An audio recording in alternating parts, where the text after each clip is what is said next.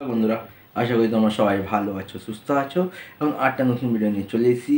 গতকালকে আমির খানের সিতারে জামিন পার মুভির ট্রেলার ড্রপ আউট করা হয়েছে। ট্রেলারটা কেমন লেগেছে, কেমন হয়েছে তোমাদের সাথে এই ভিডিওতে শেয়ার করব। আর যদি চ্যানেল নতুন সাবস্ক্রাইব করে দিও, ভিডিওকে ভালো লাইক করে দিও, কমেন্ট করে দিও, শেয়ার করে দিও। দেখো, লাল সিং চাড্ডার পর বলতে পারো আমির খানের এটা একটা কামব্যাক সিনেমা। এখন ইউটিউবে হ্যাশট্যাগ 2 নম্বরের ট্রেন্ডিং চলছে। 3 মিনিট 29 সেকেন্ডের ট্রেলার।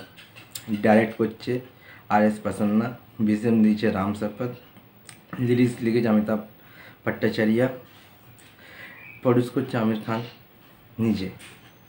তো আশা করব মুভিটা ভালো হবে। কেন, RS প্রসন্না এর আগে দাঙ্গাল, তারে জামিন পার এক সে এক মুভি ডিরেক্ট করেছে, কিন্তু এই সিতারে জামিন পার মুভিটা বলা হচ্ছে তারে জামিন পার সিকুয়েল, কিন্তু এটা একটা ফরাসি সিনেমা চ্যাম্পিয়ন তাজ রিমেক। দেখো, ওই সিনেমাটা আমি দেখিনি, সেই জন্য আমি এর স্টোরি সম্পর্কে জানি না। ট্রেলারে দেখানো হচ্ছে আমির খান এখানে একজন বাস্কেটবল কোচ, কিন্তু সে খুব রাগী। সে একটা ইনসিডেন্টে নিজের সিনিয়রকে চড় মেরে দেয়, তারপর সে ড্রিঙ্ক করে গাড়ি চালাতে গিয়ে একজনকে ধাক্কা মারে। তারপর তাকে কোর্টে সাজা দেওয়া হয় যে আপনি এত ভালো কোচ, আপনাকে স্পেশাল চাইল্ডদেরকে 3 মাসের জন্য কোচিং করাতে হবে।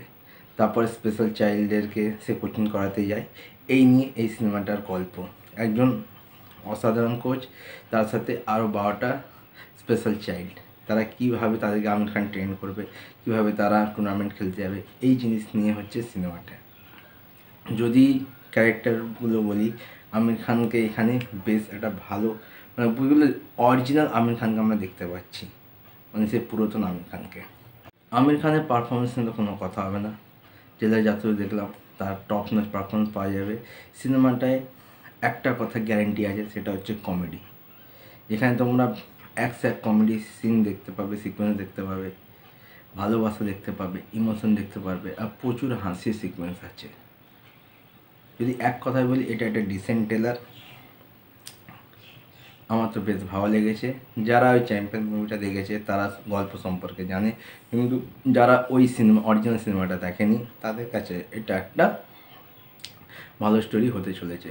বা যদি স্টোরি ভালো হয়, এর সাথে যদি কিছু ভালো সং থাকে, যদি মিউজিক ভালো হয়, আশা করব এই মুভিটা বক্স অফিসে একটা ভালো রেজাল্ট করতে পারবে।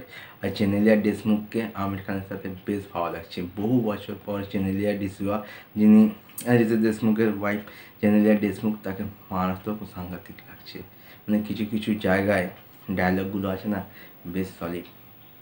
বলে আমার যে অপোনেন্ট টিম है ना, হালকি টিমে, চলো ইনকে ব্যান্ড বাজাতে। তখন আমির খান দলের একজন বলছে, ব্যান্ড কেন বাজাবে, আমরা এখানে জিততে এসেছি, কিসি বেজ্জতি করনে নিয়ে আয়া।